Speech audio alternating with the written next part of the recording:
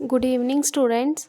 Chapter हमारा 4 है। ठीक है, इस चैप्टर में सबसे पहले हमने फैक्टर्स निकालना सीखा था। ठीक है, सबसे पहले जब हमने चैप्टर स्टार्ट किया था सबसे पहले हमने फैक्टर्स को निकालना सीखा था। फिर नेक्स्ट डे हमने टोटल नंबर ऑफ फैक्टर्स निकालना सीखा। आज हमने प्राइम फैक्टर्स करना, लेकिन बट पहले उससे पहले हम जो पिछला है उसी को पहले रिवाइज करेंगे, फिर हम नेक्स्ट करेंगे। ठीक है, तो क्या पूछा हमसे, फाइंड द फैक्टर्स ऑफ 250 के हमने फैक्टर्स निकालने हैं। ठीक है, तो सिंपल क्वेश्चन है जो हम पहले करते आ रहे हैं कि हमें देखना है कि जो 250 है ये कौन कौन से टेबल में आता है। तो सबसे पहले 1 है, तो 1 मतलब 250 है वो 1 के टेबल में तो आएगा ही, क्योंकि 1 is the factor of every number, तो ये इसमें आता है। ठीक है, फिर उसके बाद 2 के टेबल में भी आता है। ठीक है, 3 में नहीं आता, 4 में नहीं आता, 5 में आता है।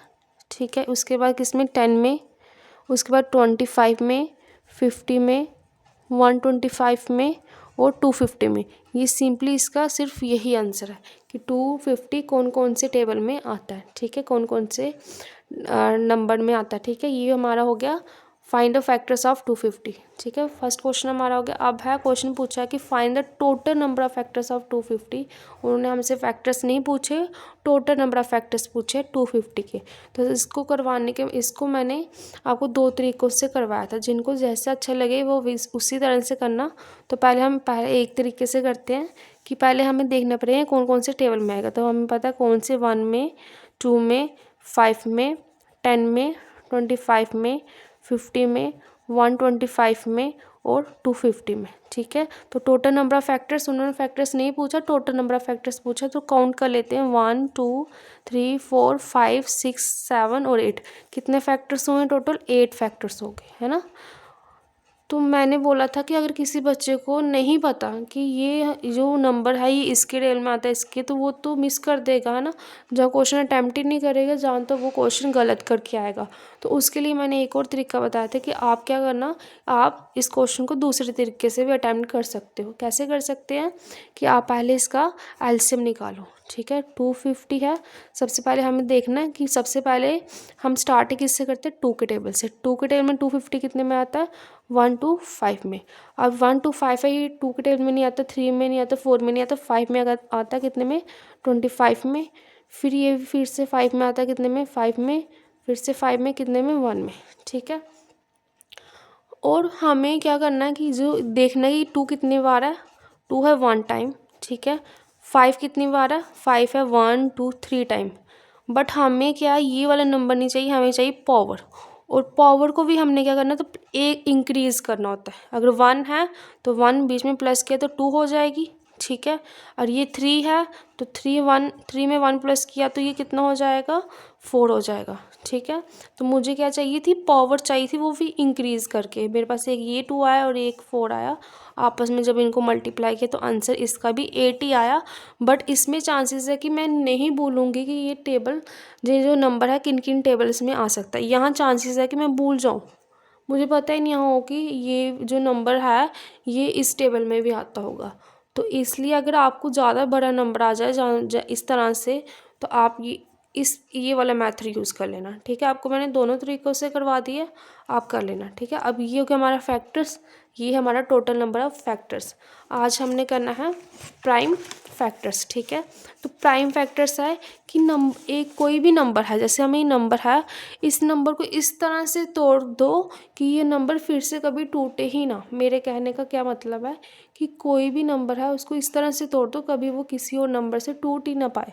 ठीक है, तो इसको हम कैसे सॉल्व करते हैं, पहले वो देखते हैं कि मैंने किया 28 करना है इसको एलसीएम से। इसका ये है कि ये इजी है, जो हम करते आ रहे हैं ना कि टोटल नंबर ऑफ फैक्टर्स निकालना है, तो उससे ये ज़्यादा इजी है। सबसे पहले एलसीएम करना, बस आपको एलसीएम आना चाहिए।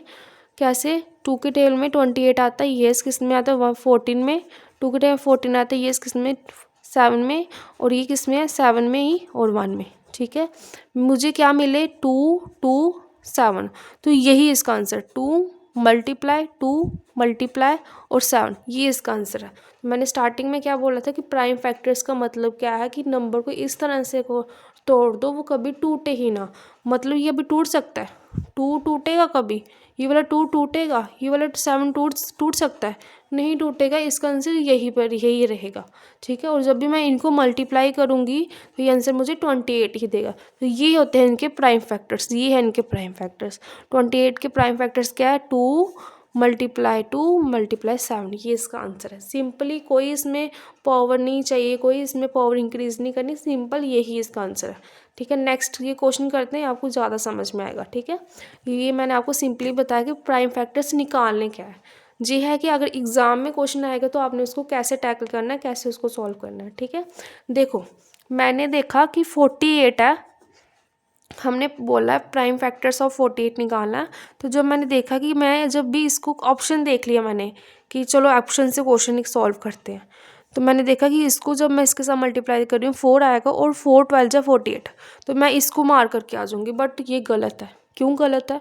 मैंने बोला कि 48 को इस तरह से तोड़ना है कि वो कभी टूटे ही ना। बट ये 12 है, ये टूट सकता है। कैसे टूट सकता है? मैं इसको 3 × 4 भी तो लिख सकती हूँ, मैं इसको 2 × 6 भी तो लिख सकती हूँ, कि इसके टूटने के चांसेस है ना। तो इसलिए मैं जिससे करवा रही हूँ आपने उसी तरह से करना है, ठीक है। कि अगर मुझे ये भी दिख रहा है, ये भी 2 × 24 करेंगे तब भी 48 आ रहा है, मैं इसको भी देखूंगी 2 2 जा 4, 4 2 जा 8, 8 6 जा क्या होगा 48, ये भी 48 आंसर आ रहा है। तो फिर इसका आंसर क्या होगा, ठीक है। तो उसके लिए हमें प्राइम फैक्टर्स निकालने पड़ेंगे, फिर इसका आंसर आ जाएगा।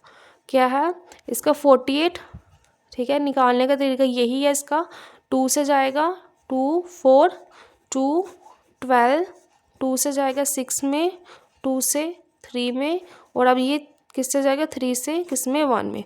मुझे क्या क्या मिले हैं, ये वाला 2 × 2 × 2 1 2 3, और ये 2 × 2, और ये वाला 6। अब मैं जब इसको भी मल्टीप्लाई करूँगी 2 2 जा 4, 4 2 जा 8, 8 2 जा 16, 16 3 जा क्या हो गया 48। और अब मैं देख रही हूँ ये नहीं टूटेगा, ये 2 है, ये 2 का 2 ही रहेगा, नहीं टूट सकता। ये भी नहीं टूटेगा, ये भी नहीं, ये भी नहीं, और ये भी नहीं टूट सकता, ठीक है। तो समझ आई। तो इसका आंसर क्या है, डी वाला, ना कि ये वाला, क्योंकि 24 भी टूट सकते हैं, ना कि ये वाला क्योंकि ये 12 भी टूट सकता है, ना कि ये वाला क्योंकि ये 6 भी टूट सकता है। तो प्राइम फैक्टर्स मतलब नंबर को इस तरह से तोड़ दो वो कभी आगे टूट ही ना सके, इसलिए, ठीक है। तो ये आगे होगी प्राइम फैक्टर्स, कल मैं आपको फिर से समझाऊंगी प्राइम फैक्टर्स के। ये आपका आज कंसेप्ट हो गया, कल इस पे क्वेश्चन हम करेंगे, ठीक है। Thank you.